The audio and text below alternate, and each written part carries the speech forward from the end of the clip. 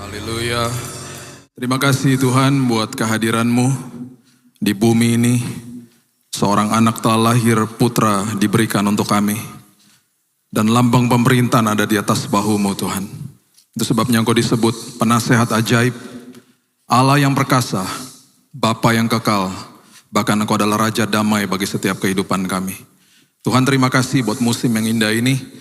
Ingatkan kami Tuhan, bukan sekedar hanya ritual-ritual Natal saja di bulan Desember ini, tapi betul-betul kami sadar Tuhan, firman itu menjelma jadi manusia, supaya kami diselamatkan, supaya ketika kami menatap hari esok, kami punya pengharapan itu Tuhan, yang tidak pernah mengecewakan.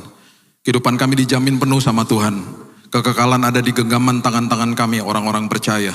Itu sebabnya Tuhan, keselamatan, perlindungan, penyertaan, bahkan kesembuhan bagi yang membutuhkan hari ini Tuhan. Tuhan sudah siapkan bagi setiap kami. Terima kasih Bapa yang baik, kami mau duduk tenang, Roh Kudus yang berbicara. Dalam nama Yesus kami berdoa, kita sama-sama katakan, amin, amin. Shalom Bapak Ibu, selamat bulan Desember. Udah ada yang pasang pohon Natal? Belum? Oke. Mama saya setiap tanggal 1 Desember ada seorang stafnya dia yang datang ke rumah, pasti pasang pohon Natal. Dan biasanya kalau kita masuk ke dalam musim ini, mood agak berubah sedikit. Dan kita akan mulai persiapkan diri kita untuk banyak ibadah-ibadah Natal. Hati kita sudah mulai agak teduh sedikit gitu ya. Tapi jangan biarkan ritual-ritual itu, karena itu semuanya sekunder. Yang namanya pohon, kado, dan lain sebagainya. Biarlah kita sadar bahwa ada sebuah peristiwa yang luar biasa ribuan tahun yang lalu di kota Bethlehem, di mana Kristus lahir, di mana Mesias itu diberikan.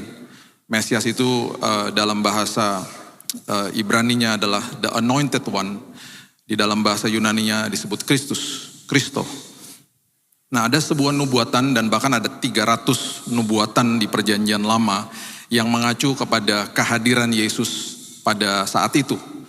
Nah, 300 nubuatan ini pernah dikaji sama seorang seorang orang warga negara Amerika bernama Peter Stoner tahun 1900. Dan kajian dia ini kemudian disahkan oleh American Scientific Affiliation. Jadi disahkan, dia mengatakan sebuah probabilitas. Apa probabilitasnya 300 nubuatan itu bisa terjadi semuanya. Dan semua terjadi ya, 300 itu semuanya digenapi oleh satu pribadi namanya Yesus. Jadi ini 300 nubuatan tentang Yesus yang ada di perjanjian lama kita dan ada di Alkitab kita. Dia mengatakan begini, ini sungguh unik, dia bilang begini, kalau 8 nubuatan saja bisa dibuktikan dan bisa terjadi, itu probabilitasnya 1 berbanding 1, nolnya 17.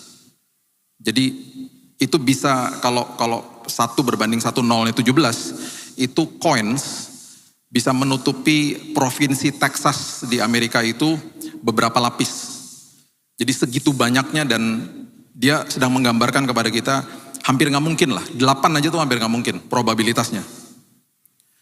Dia naik lagi ke angka 16. 16 itu probabilitasnya 1 berbanding 1, nolnya 45. Dia naik lagi ke angka 48, kalau sampai digenapi. Itu probabilitasnya 1 berbanding 1, nolnya 157. Nah, kalau dinaikin lagi, ya, setelah 48 itu, nolnya sudah gak bisa dihitung. Jadi, matematika sudah tidak bisa menghitung. Ini kajian daripada Peter Stoner. Bapak Ibu yang mengerti matematika pasti paham lah tentang ini. Nah, 300 itu bisa digenapi sama satu pribadi. Dan bahkan 300 nubuatan itu ditulis sama penulis yang berbeda-beda, dalam waktu yang berbeda-beda, kultur yang berbeda-beda saat itu. Dan kalau bisa sampai digenapi, itu berarti Peter Stoner juga katakan bahwa Alkitab adalah sebuah sumber yang sungguh indah dan luar biasa, karena memang sumbernya cuma satu, yaitu Tuhan. Dan ada sebuah ayat, dan kita seringlah pasti baca, Bapak Ibu kalau suka membaca perjanjian lama pasti mengerti kitab Yesaya itu adalah sangat mesianik karena banyak sekali nubuatan yang mengacu kepada kehadiran Yesus. Bahkan kata Immanuel pertama kali disebutkan di Yesaya, diberikan kepada kepada Raja Ahaz oleh Nabi Yesaya. Dan ada satu ayat yang tadi juga kita nyanyikan dan sering kali nanti selama musim Natal ini kita akan nyanyikan, yaitu Yesaya 9 ayatnya yang ke-6. Saya bacakan Yesaya 9 ayat yang ke-6, kita pastinya sudah sering membaca dan bahkan ada lagu-lagu yang tentang ayat ini. Sebab seorang anak telah lahir untuk kita. Anak itu berarti Tuhan atau firman yang menjelma jadi manusia dengan wujud anak. Anak telah lahir bagi kita, melambangkan kesederhanaan, melambangkan sesuatu yang tidak terpikir sama pikiran manusia. Tuhan harus menjelma jadi manusia supaya penebusan bisa terjadi. Dan penebusan ini karena dosa yang dilakukan oleh manusia, dia harus menjadi manusia. Dan dia harus menjadi manusia yang bahasa Inggrisnya without blemish atau tanpa dosa. Kelahirannya semuanya cikal bakalnya dimulai dari kandungan yang diberikan oleh Roh Kudus. Kemudian ayat ini Nabi Yesaya menggambarkan sebuah peristiwa dan saya percaya dan ini semuanya kata-kata dia tidak mungkin itu berasal dari dia sendiri. Dan ini semuanya adalah perintah atau firman Tuhan lewat hidupnya yang juga mungkin pada saat itu dia terbingung-bingung ketika menulis ini. Kemudian dikatakan seorang putra telah diberikan untuk kita. Berarti Alkitab sedang memberitahu kepada kita anak yang lahir itu merupakan wujud putra yang sebenarnya sudah ada. Jadi Yesus tidak memulai kehidupannya dia waktu dia lahir, dia sudah ada sebelum bumi ini ada. Makanya ada kata putra di situ. A son is given. Anak itu telah diberikan. Anak itu dilahirkan, putra itu diberikan. Kemudian dikatakan lagi, lambang pemerintahan ada di atas bahunya. Itu artinya tanggung jawab terhadap kebutuhan utama manusia, yaitu keselamatan. Itu terletak di bahunya dia. Dan bahkan kalau kita mau perhatikan dengan kita bandingkan dengan raja-raja yang ada di dalam dunia ini, raja di dalam dunia ini pasti membutuhkan ajudan dan prajurit untuk menjaga dia. Makanya kalau kita main catur, rajanya itu terakhir. Kalau rajanya sampai kena, ya selesai permainannya. Karena raja yang dilindungi. Nah, di dalam prinsip kerajaan sorga, rajanya mati bagi warganya. Terbalik semuanya. Rajanya memberikan bahkan nyawanya. Kalau di dalam prinsip kerajaan di dalam dunia, rakyat bahkan prajurit memberikan nyawa untuk raja. Ini kebalikannya. Raja ini memberikan hidupnya, memberikan nyawanya untuk saudara dan saya. Lambang pemerintahan ada di atas bahunya. Jadi siapapun dan apapun di dalam dunia tidak akan ada yang pernah bisa menggagalkan rancangan dia. Kemudian Yesaya masuk ke dalam sebuah identitas daripada Sang Mesias. Dia mulai sebut di situ, dia katakan, dia adalah the wonderful counselor atau penasehat ajaib. Dan kalimat ini atau identitas ini, 4 identitas ini, itu mengacu kepada yang tadi juga lagu kita nyanyikan, jalan, kebenaran, dan hidup. Yang dikatakan sama Yesus. Nah, kehadiran Yesus, kalau kita lihat kisah-kisah yang ada di sekitarnya, itu bukan kisah-kisah sembarangan yang ditulis sama Lukas, ditulis sama Matius. Bukan kisah-kisah sembarangan tentang apa yang terjadi sama gembala, sama majus. Itu adalah sebuah lambang daripada apa yang sudah disiratkan sama Yesaya. Penasehat ajaib. Dikorelasikan dengan apa yang Yesus katakan, aku adalah jalan, kebenaran, dan hidup. Ketika dia bilang sama kita bahwa kalau kamu mau ikut aku, kamu masuk ke dalam jalanku, pasti banyak manusia mengatakan ujungnya apa? Karena manusia seringkali butuh kepastian. Tuhan bilang masuk ke dalam jalanku. Ya ujungnya apa? Dia bilang ketika kamu masuk ke dalam jalanku, aku akan menjadi penasehat ajaib. Hari ini aku meteraikan Roh Kudus yang ada di dalammu, menjadi wonderful counselor, menjadi counselor agung dalam hidupmu. Nanti kamu akan aku pimpin dan aku akan tuntun. Firman menjadi pelita bagi langkah-langkahmu. Tapi ujungnya seperti apa? Udah gak usah pusing ujungnya. Kamu berjalan sama saya, makanya disebut Kristen, pengikut Yesus. Itu indah sekali sebenarnya korelasinya. Kemudian ketika nanti kamu masuk ke dalam jalan ini, di tengah perjalanan itu kamu akan menemukan kebenaran itu. Kebenaran yang hakiki. Apa kamu akan temukan? Kamu akan sadar bahwa Allah itu sungguh perkasa. Dia akan menolong hidupmu, dia akan menjaga engkau, menyembuhkanmu, memulihkanmu. Dan kemudian engkau akan sadar juga kebenaran itu selama engkau hidup dia adalah Allah yang perkasa. Dan kamu akan tahu bahwa masa depanmu dia adalah Bapa yang kekal karena kehidupanmu dijamin memiliki kekekalan karena Kristus mati di kayu salib. Menebus dosa manusia. Kemudian akhir daripada identitas itu dikatakan Raja Damai. Saya nggak punya waktu hari ini untuk membahas, mungkin nanti tahun depan kita bahas arti daripada kemegahan. Di kitab Hagai, ketika mereka baru pulang dari pembuangan di Babel, jadi bait Allah pertama yang didirikan sama Salomo sudah hancur. Mereka kembali dari Babel, kemudian Zerubabel memimpin untuk pembangunan bait Allah yang kedua, yang nantinya akan direnovasi sama Herodes. Dan kalau kita baca firman Tuhan, kalau Yesus sedang berbicara tentang bait Allah, saat itu adalah bait Allah kedua yang ada di hadapan dia. Di kitab Hagai, tiba-tiba Nabi Hagai ini kembali mendapatkan sebuah nubuatan. Dia katakan begini, rumah yang nantinya akan hadir akan lebih megah daripada rumah sebelumnya. Mereka juga pastinya bingung lah pada saat itu. Dipertajam sama Yesus, Matius 12, ada rumah yang lebih besar daripada bait Allah yang hari itu mereka lihat. Mereka juga pastinya bingung, mereka pasti berpikir bahwa nanti ada gedung yang lebih besar. Kemudian dipertajam lagi di Markus 13, ketika dia keluar dari bait Allah, dia bilang ini semua akan dihancurkan. Makanya Bapak Ibu kalau ke Yerusalem, di luar tembok Yerusalem, di luar kota tua tembok Yerusalem masih ada bongkah-bongkah batu bekas bait Allah yang kedua. Itu semuanya dipertajam sama Paulus, tubuhmu adalah bait Roh Kudus. Dan merupakan pertanyaan di situ. Tidakkah kau sadar bahwa tubuhmu atau hidupmu adalah bait Roh Kudus? Dan itu arti kemegahan, dan di Hagai dikatakan kemegahan itu rumah yang nantinya akan hadir yang lebih megah daripada yang fisiknya, yaitu saudara dan saya. Itu akan memiliki damai sejahtera. Jadi kemegahan itu korelasinya damai sejahtera. Di situ saya makin sadar, iya ya, segala sesuatunya tanpa damai sejahtera yang Tuhan berikan, hidup ini gak bisa berfungsi. Mau punya apapun tanpa damai sejahtera tidak bisa berfungsi. Bahkan Alkitab mengatakan dengan jelas rumah yang megah itu yang memiliki damai sejahtera. Kenapa? Karena Roh Kudus tinggal di dalamnya. Itu yang terjadi. Jadi indah sekali. Jadi kalau kita lihat nubuatan daripada Yesaya ini, kemudian kita lihat perjanjian baru, ini nggak disembarangan ditulis, betul-betul luar biasa sekali. Penasehat ajaib, Allah yang perkasa, Bapa yang kekal, Raja damai. Nah, ketika kita ngerti ini, ya, kemudian kita lihat apa yang terjadi di dalam kisah-kisah Natal yang ada di sekitar atau seputar kelahiran Yesus, kita juga makin sadar bahwa Dia hadir untuk semua kalangan manusia. Dan Alkitab mewakili beberapa kelompok-kelompok ini yang pastinya kita sudah sering dengar dan sering bahas dan sering lihat drama-drama di Natal pastinya. Ya. Coba buka sama-sama saya Lukas pasal yang kedua ayat yang ke-8. Lukas pasal yang kedua ayat yang ke-8 mengatakan begini. Di daerah itu ada gembala-gembala yang tinggal di padang menjaga kawanan ternak mereka pada waktu malam. Pada waktu malam.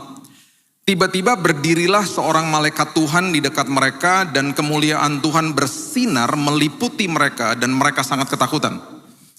Kembali Alkitab lagi kasih tahu sama kita, ketakutan itu biasanya ada di tengah malam, mereka juga takut, mereka bingung melihat sosok malaikat itu dan itu ada kaitannya dengan tengah malam, dan tengah malam itu selalu dibahas di Alkitab adalah waktu yang paling gelap dalam hidupnya manusia. Lalu kata malaikat kepada mereka ayat 10, dan ini adalah kata yang sungguh indah, jangan takut. Jangan takut. Jadi kalimat ini juga diberitakan kalau kita baca di Lukas pasal yang pertama, itu juga sudah dikasih tahu kepada Maria, jangan takut.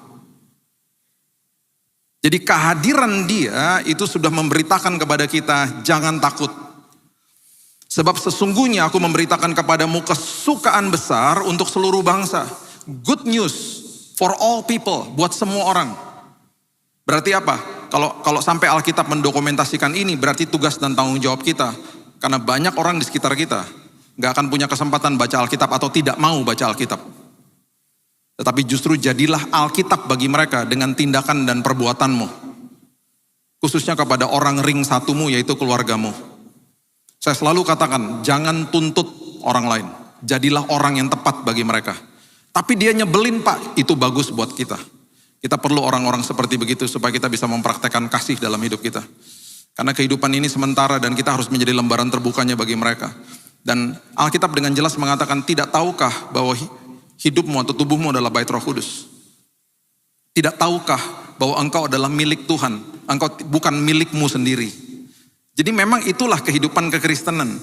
Kekristenan adalah saya jadi kado buat orang lain. Bukan saya terima kadonya, saya jadi kado buat mereka. Jadi kalau kita ngerti makna ini, bahwa good news atau kesukaan besar itu buat semua orang. Dan tugas kita untuk memberitakan itu. Hari ini telah lahir ayat 11. Bagimu, juru selamat yaitu Kristus Tuhan di kota Daud. Itu isi daripada good news itu. Gembala kaum yang sangat miskin, mereka itu baunya luar biasa. Dan saat itu kalau kita baca kulturnya pada saat itu, ketika mereka lewat orang menjauh. Jadi kalau dulu itu kusta itu dijauhkan dari orang, gembala pun kalau lewat biasanya orang menjauh.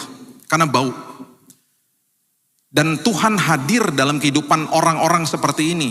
Dan mereka adalah bangsa Yahudi yang tidak jauh dari kota Bethlehem pada saat itu. Dan itu dikatakan ketika mereka mendengar berita itu, jangan takut. Ayat 15 mengatakan setelah malaikat-malaikat itu meninggalkan mereka dan kembali ke sorga. Gembala-gembala itu berkata seorang kepada yang lain, marilah kita pergi ke Bethlehem untuk melihat apa yang terjadi di sana, seperti yang diberitahukan Tuhan kepada kita. Perhatikan ada kata melihat. Orang yang cuma melihat, gak mungkin hidupnya jadi kesaksian. Gak mungkin hidupnya menjadi kesaksian bagi orang lain karena dia cuma melihat. Awalnya mereka mau lihat. Tapi saya percaya ada sebuah pengalaman yang luar biasa karena ayat yang ke-17 mengatakan yang sungguh-sungguh kontradiktif dengan apa yang terjadi di situ. Ayat 17 mengatakan, dan ketika mereka melihatnya, mereka memberitahukan apa yang telah dikatakan kepada mereka tentang anak itu, dan semua orang yang mendengarnya heran tentang apa yang dikatakan gembala-gembala itu kepada mereka. Perhatikan kalimat-kalimat ini. Gembala adalah penginjil pertama yang didokumentasikan di Alkitab. Dan kalau mereka hanya sekedar bercerita, orang gak mungkin heran. Kalau mereka bercerita dengan sebuah pengalaman hidup yang luar biasa, kabar baik itu mulai tersiar di kalangan mereka dan di kalangan orang-orang yang hidup di saat itu. Ketika dikatakan mereka heran mendengar itu, berarti mereka bukan sekedar melihat kelahiran Yesus. Mereka mengalami sebuah perjumpaan Tuhan di situ. Kita nggak tahu, Alkitab nggak pernah mendokumentasikan pembicaraan apa antara mereka dengan Yusuf dan Maria. Kita nggak pernah tahu apa yang menjadi kesaksian Yusuf dan Maria. Dan pastinya mereka bercerita kepada para gembala, ya saya ini kelahiran ini dari Roh Kudus. Mereka kan pasti bengong dengernya. Kami ini masih bertunangan. Yusuf itu kalau kami ngerti, kalau kamu juga ngerti Taurat, bahwa seorang yang bertunangan dan hamil itu bisa dirajam sama batu. Dan itu terjadi semuanya. Dan ini terjadi sesuatu yang sungguh indah. Dan pasti banyak pewahyuan yang dia ceritakan kepada gembala. Dan mereka melihat dan mereka korelasikan dengan kehadiran malaikat. Dan mereka bilang, ini dia Mesiasnya. Ini dia the anointed one. Tuhan memakai kelompok yang hina ini. Dan yang sungguh-sungguh juga luar biasa. Tuhan memakai beberapa orang yang datang dari timur. Dan ada kemungkinan besar mereka-mereka ini adalah pagan worshiper. Karena sejarah mencatat orang-orang yang hadir dari kerajaan di daerah itu adalah penyembah berhala. Orang-orang yang sangat pandai, orang-orang yang sangat kaya raya. Ada dua kelompok, yang satu miskin dan satu ini walaupun Yahudi tapi miskin. Ada lagi yang non-Jew, the Gentiles. Orang-orang yang non-Yahudi. Orang-orang yang menyembah berhala tapi pandai dan kaya. Tuhan juga pakai perjalanan iman. Makanya pertemuan dengan Tuhan. Pertemuan dengan Yesus. Dan hari ini kehidupan kita semuanya perjalanan iman. Dan itu sebabnya dia katakan, aku jalan, masuk ke dalam jalan ini. Kamu akan menemukan kebenaran, kau akan dipuaskan di situ. Dan kamu akan memiliki kehidupan yang berkelimpahan. Raja damai, jalan kebenaran dan hidup. Aku datang bawa hidup yang berkelimpahan. Berkelimpahan itu maksudnya damai sejahtera di dalam hidupmu. Matius pasal yang kedua. Dimulai dari ayat yang pertama. Satu-satunya kisah tentang the Magi's atau Majus itu hanya didokumentasikan di sini. Hanya di Matius. Sebelum saya lanjutkan, semua ketua drama yang hadir di tempat ini bertobatlah engkau, karena orang Majus gak pernah disebut 3 di Alkitab. Tidak ada Majus disebut 3. Pemberiannya 3. Majusnya gak pernah disebut 3. Alkitab dengan jelas mengatakan orang-orang Majus dari timur. Nah kalau kita lihat ya Yerusalem, kita ke timur, itu ada Moab sama Amon. Gak mungkin mereka dari situ. Karena itu bangsa yang cukup biadab. Kalau kita tarik yang paling dekat dengan mereka itu adalah Babel dan Persia. Ada kemungkinan dari Persia, itu jaraknya nggak begitu jauh lah, itu 2. Sekarang Irak sama Iran. Nah, ketika mereka datang dari Persia, masalahnya adalah jarak Persia ke Yerusalem 1.200 kilo. 1.200 kilo. Kemarin saya terbang ke sini dari Jakarta. Dari Jakarta ke sini ke Surabaya jaraknya 900-an kilo lah. 1,5 jam udah nyampe di Juanda. Kalau mau tarik 1.200 mungkin ke Bali lah ya. Nah, Jakarta ke Bali sekitar 2 jam lah, more or less. Hari ini, Bapak Ibu bisa pergi mau liburan, mau short vacation atau apapun itu. Kita ada tiket.com, kita ada Traveloka dan lain sebagainya. Kita tinggal klik, lihat tiket murah, berangkat. Kita bisa ngajak teman kita untuk berangkat minggu depan. Bahkan kita bisa ngajak teman kita berangkat beberapa hari lagi juga bisa. Kita bisa go show bahkan. Plus kita punya infrastruktur yang namanya jalan tol. Di Jakarta ada Wush, kereta cepat. Sekarang kereta cepat stop di Kerawang. Kemarin saya ada khotbah di Cikarang. Jakarta Kerawang yang biasanya macet dan bisa 1 jam lebih. Itu ditempuh dalam waktu hanya 15 menit. Cuman bayar 100.000, naik kereta cepat, 15 menit nyampe. Segitu mudahnya gitu loh kehidupan kita hari ini. Catat ini baik-baik, 1.200 kilo. Tidak ada pesawat, tidak ada jalan tol, yang ada hanya onta, keledai, dan kuda. Sekaya-kayanya mereka gak punya infrastruktur. Jadi kalau beberapa Majus itu sampai berangkat, kita gak tahu ya jumlahnya ya. Kalau sampai mereka berangkat, gak mungkin dia ngomong sama temennya gini, bro, Yerusalem yuk. Di mana? Ya 1.200 kilo lah. Berapa lama tuh? Ya sekitar 3 bulan kita naik sama rombongan. Seru juga tuh. Yuk. Nggak mungkin. Tidak semudah itu. Masalahnya Matius 2 ayat 1-2 itu terlalu cepat didokumentasikan sama Matius. Kita lost in translation. Kita kehilangan yang namanya fakta yang sebenarnya terjadinya seperti apa. Akhirnya tidak pernah direnungkan. Coba lihat ya Matius 2 ayat 1 dan 2. Sesudah Yesus dilahirkan di Bethlehem, di tanah Yudea pada zaman Raja Herodes, datanglah orang-orang Majus dari timur ke Yerusalem.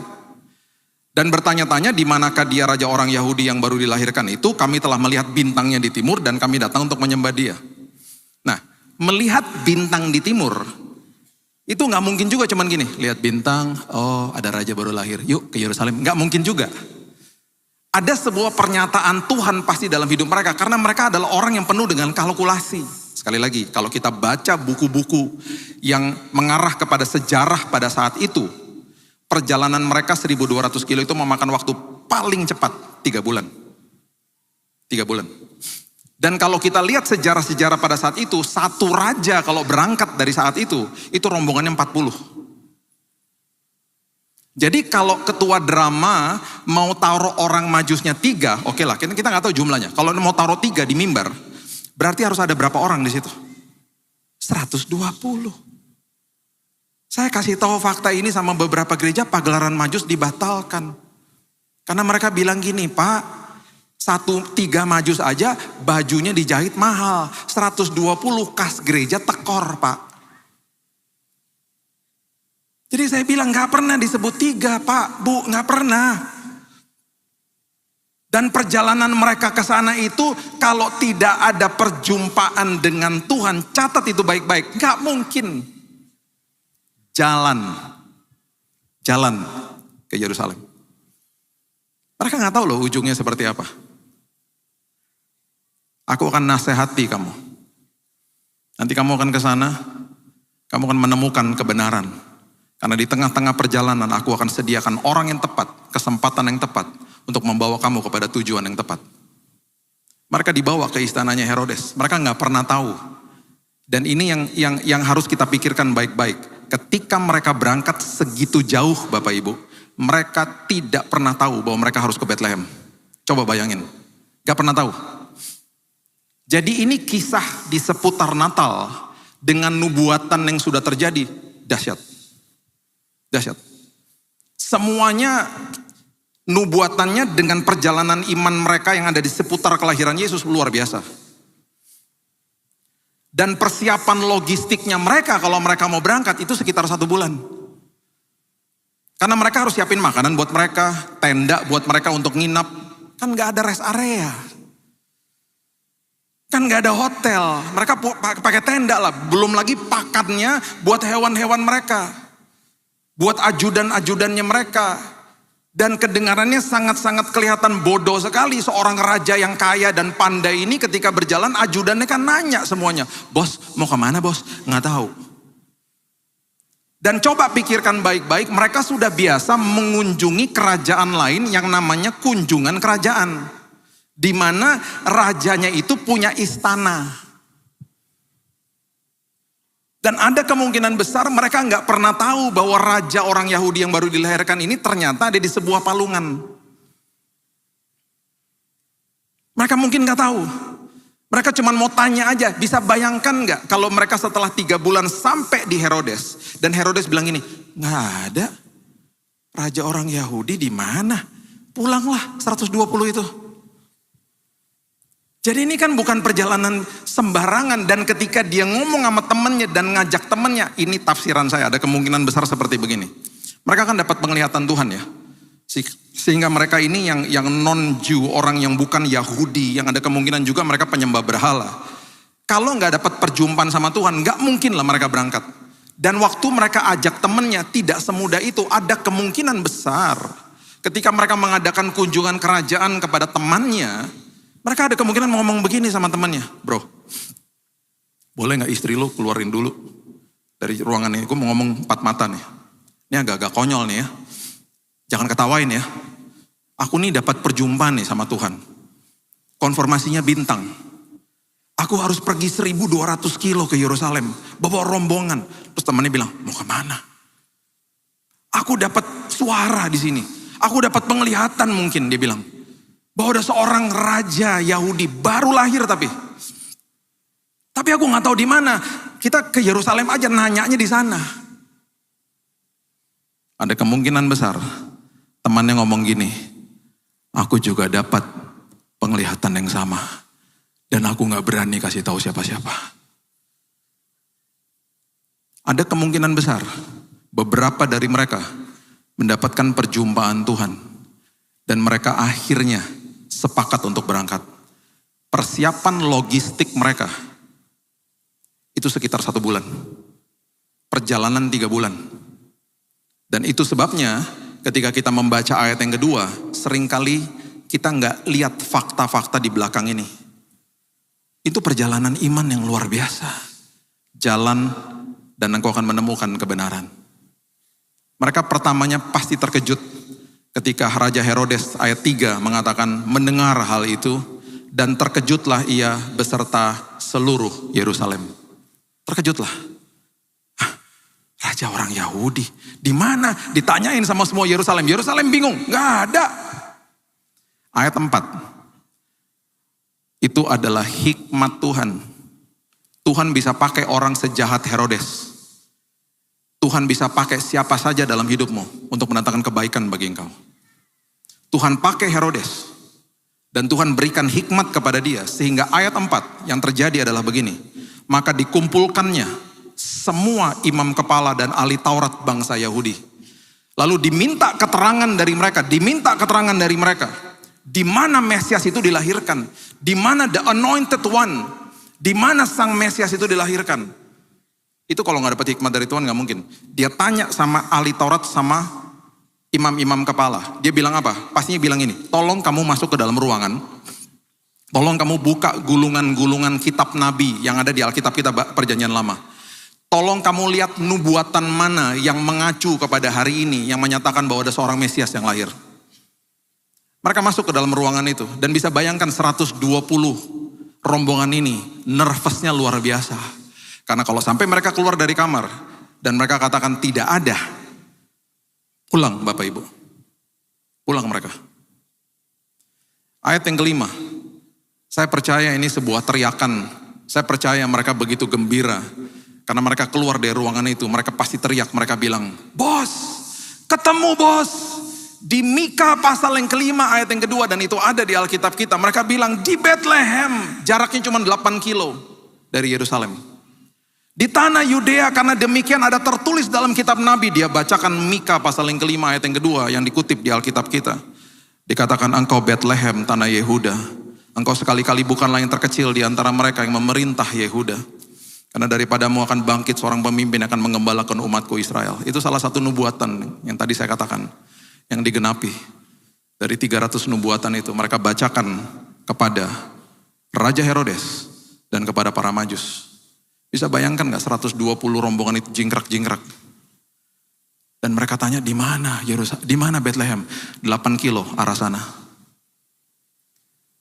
Mereka datang ke sana. Dan pasti terkejut. Karena bukan bentuk istana. Bentuknya palungan. Dan waktu mereka sampai di sana, ayat 11 mengatakan begini. Maka masuklah mereka ke dalam rumah itu. Maka masuklah mereka ke dalam rumah itu. Dan melihat anak itu bersama Maria ibunya. Lalu sujud menyembah dia. Mereka membuka tempat harta benda, mempersembahkan kepadanya emas, kemenyan, dan mur. Para ketua drama bertobatlah engkau. Karena orang Majus gak pernah pergi ke palungan. Orang Majus perginya ke rumah. Yang ada kemungkinan di dekat situ. Mereka udah keluar dari palungan itu. Sebuah tempat kecil pastinya, sederhana sekali. Dan Yesusnya sudah jadi anak. Sedih saya, lihatin pagelaran Natal, Majusnya cuma 3. Bawa persembahannya kecilnya cuma segini. Terus pergi ke palungan, ketemu sama gembala lagi. Hai-haian lagi sama gembala. Hai guys, gembalanya bilang, hai Jus. Mereka gak pernah ketemu gembala. Mereka ada di waktu yang berbeda. Yesusnya udah jadi anak. Dan Yusufnya gak disebut, ada kemungkinan dia sedang kerja. Catat ini baik-baik. Bukan sekedar perjalanan iman. Mereka memberikan persembahan yang sangat aneh Bapak Ibu. Emas itu normal lah. Itu lambang daripada raja. Kemenyan dan mur itu juga lambang daripada Raja Yesus. Yang pastinya tidak masuk ke dalam pikiran mereka. Waktu mereka bawa ini, Alkitab katakan itu jumlahnya SACKS, sacks of gold, karung ya. Bukan kotak-kotak kecil, bukan. Emas oke lah, emas pasti dipakai waktu mereka berangkat atau melarikan diri ke Mesir. Kemenyan dan mur itu agak aneh. Waktu mereka sedang membungkus semua pemberian ini dan waktu mereka mau kasih itu pasti deg-degan juga. Kemenyan buat apa coba? Rupanya kemenyan adalah lambang daripada imam besar yang ada di perjanjian lama kita, tertulis semuanya ada di situ. Yesus adalah imam besar yang menyerahkan hidupnya dan memberikan pengorbanan hidupnya sekali untuk selamanya, sekali untuk kita sampai selamanya. Itu lambang daripada kematian dia. Lambang daripada pengorbanan dia di kayu salib. Makanya dikasih kemenyan. Mur. Kalau saya bisa katakan mur itu dalam bahasa Indonesia sehari-hari hari ini. Mur itu formalin. Jadi bisa bayangin gak waktu mereka mau keluarin murnya. Mereka ngomong satu sama lain, kasih gak ya, kasih gak ya. Udah kasih aja. Karena mereka dapat pernyataan Tuhan. Dan saya percaya Maria sama Yusuf juga udah ngerti. Dan mereka juga pasti dapat pernyataan Tuhan. Karena pasti gak tersinggung. Bisa Bapak Ibu bisa bayangin. Datang ke rumah teman yang baru melahirkan, kita kasih formalin. Apa gak diusir kita dari situ? Mur itu dipakai. Sama Yusuf Arimatea, sama Nikodemus ketika mereka menguburkan tubuh Yesus. Itu lambang daripada raja atas segala raja. Bayangin, bukan sekedar perjalanan iman, sampai kadonya pun adalah lambang daripada sang raja. Dan mereka kasih, dan mereka pastinya deg-degan. Di situ akhirnya mereka tahu, wow, jalan yang kami tempuh. Di tengah-tengah jalan kami menemukan kebenaran-kebenaran ini. Konfirmasi. Mereka pulang, hidup mereka diubahkan Tuhan. Jalan, kebenaran, dan hidup. Mereka memiliki damai itu, saya percaya. Ketika mereka pulang, mereka bukan lagi, saya percaya mereka bukan lagi pagan worshiper, mereka bukan lagi penyembah berhala. Mereka menemukan sang Raja Damai itu. Karena semua sampai kadonya mereka pun terkonfirmasi. Saya tutup sama ini. Matius, yang menulis kitab Matius, adalah seorang murid Yesus yang ex pemungut cukai. Dan waktu dia sedang melakukan tugasnya, itu dibenci lah sama orang-orang. Yesus mampir di rumahnya dia, nanti Bapak bisa baca kisahnya, ada di Alkitab, dia undang teman-temannya, dia mengalami kasih karunia Tuhan. Nah, saya tutup sama ini. Matius pasal yang pertama, ayat yang pertama sampai ayat yang ke-17, itu tidak pernah dibahas. Karena ayat 1 sampai 17, itu adalah silsilah Yesus. Kita bacanya pusing, kita pasti lewatin, kita masuk langsung, apalagi pemberitaan Natal selalu masuk ke ayat 18, karena itu kadonya. Itu kelahiran Yesus, itu yang dibahas. Saya bingung kenapa gak pernah dibahas ayat 1 sampai 17. Waktu dia tulis silsilah Yesus, dia menulis kitabnya, audiensnya dia adalah orang Yahudi. Catat ini baik-baik. Silsilah ketika ditulis saat itu Bapak Ibu, wanita gak pernah dimasukin. Karena dianggap sekunder. Jadi kalau saya hidup di zaman itu, papa saya namanya John, saya akan disebut Billy anak John. Gak pernah disebut nama ibunya. Jadi untuk dia menulis nama-nama wanita yang ada di silsilah Yesus, yang ada di ayat 2, ayat 5, ayat 6, kemudian ayat yang ke-16, itu resiko bagi dia untuk dapat kecaman-kecaman daripada orang-orang Yahudi pada saat itu. Saya percaya, waktu dia tulis, saya mau artikan begini sama Bapak Ibu. Matius 1 ayat 18 tentang kelahiran Yesus, itu kan kadonya ya.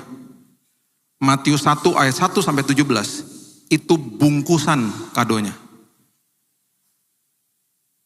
Bungkusan kado, seringkali kita buka, kita gak inget lah bungkusannya, kita buang lah bungkusannya, kita ingat kadonya toh. Di Natal ini, jangan lupakan bungkusan kadonya. Dan memang bungkusan kadonya jeleknya luar biasa. Kenapa? Karena waktu dia tulis nama-nama wanita ini, saya percaya Matius menangis. Dia deg-degan juga. Karena dia ketika lihat sejarahnya, dia bilang, hah? Tamar. Dia tulis di ayat yang ketiga, Yehuda memperanakan Peres dan Zerah dari Tamar. Yehuda itu papa mertuanya Tamar. Tamar itu sempat mengelabui papa mertuanya. Dia berperawakan seperti pelacur. Itu kisahnya, ada di Alkitab kita semua. Ini semua ada di Alkitab kita.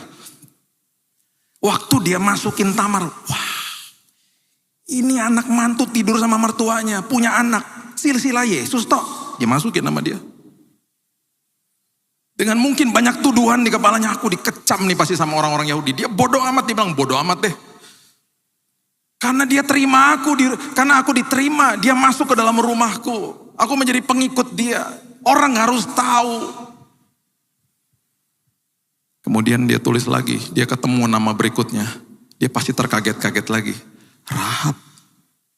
Bukannya dia pelacur di Yeriko. Kok dia masuk dalam silsilah Yesus, dia tulis Rahab. Itu ada di ayat yang kelima. Dan kemudian dia ketemu lagi satu nama, Ruth. Ini kan bukan orang Yahudi, ini kan orang Moab. Dia tulis Ruth. Dan dia udah keburu nulis ayat yang pertama. Dia udah tulis begini, Yesus itu silsilah Yesus Kristus, anak Daud. Tiba-tiba dia baca, Daud selingkuhan sama Betsheba. Mungkin dia gak enak kali masukin nama Betsheba. Dia tulis di Alkitab kita, di ayat yang ke-6, istri Uria. Dia terkaget-kaget. Dia bilang ini benar aja. Tamar, Rahab, Ruth, Betsheba. Dia gak enak tulisnya, dia tulis aja istri Uria. Dan yang kelima dia tulis Maria pastinya. Bapak Ibu, Matius lagi kasih tahu sama kita. Dia datang untuk orang-orang seperti itu. Itu bungkusan kadonya. Bungkusan kadonya gak pernah dibahas. Karena kita langsung masuk ayat 18, kita buang bungkusan kadonya. Musim Natal ini ingatlah. Dia datang untuk para gembala. Dia datang untuk orang yang pandai, yang pakai logika. Dan dia datang untuk orang seperti kita. Orang berdosa. Matius tulis satu-satu. Dan itu adalah bungkusan kadonya, jelek. Itulah Yesus. Itulah pemberian yang sungguh indah di musim ini.